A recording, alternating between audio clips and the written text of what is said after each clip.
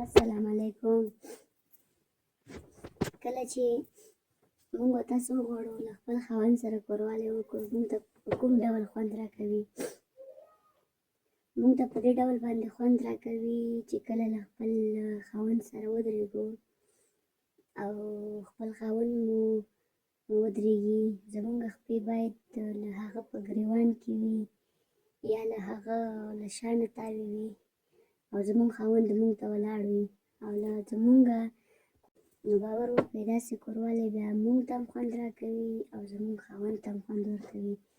نو تاسو باور وکړئ په ولاړه باندې کوروالی دومره خوند کوي چې بې انتها زیات. موږ او تاسو باید په ولاړه کوروالی څنګه وکړو؟ باید له خاوند له شا نه خپلې خپې تاوې کړو، ورسره ودرېږو او هغه باید له موږ سره کوروالی وکړي، داسې نه چې سلو سلو ښه تیز نو باور وکړئ داسې کوروالی به موږ او تاسو ته ډېر خوند راکوي. موږ او تاسو باید له خپل خاوند سره په ولاړه باندې کوروالی وکړو، باید له زموږ خپې له هغه له شا نه تاوې شي او هغه زموږ شا کلکه ونیسي یا زموږ شاته کوروالی وکړو چې له هغه نه باید د شا نه یې خپې تاوې کړو، په ولاړه باندې کوروالی ورسره وکړو. نو باور وکړئ داسې کوروالی ډېر خوند کوي.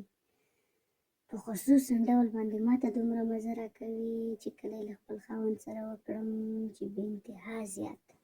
تاسو هم کوشش وکړئ چې له خپل خاوند سره په ولاړه باندې کوروالی وکړئ، له هغه له شا نه خپې تاوې کړئ او هغه ستاسو شا په لاس کې ونیسي او تاسو سره کوروالی وکړئ. نو باور وکړئ داسې کوروالی ډېر خوند کوي، ډېره مزه هم کوي. نو موږ او تاسو باید له خپل خاوند سره د کوروالي په حالت کې باید په ولاړه باندې موږ تاسو کوروالی ورسره وکړو. نو دا وه د نن ورځې خپرونه.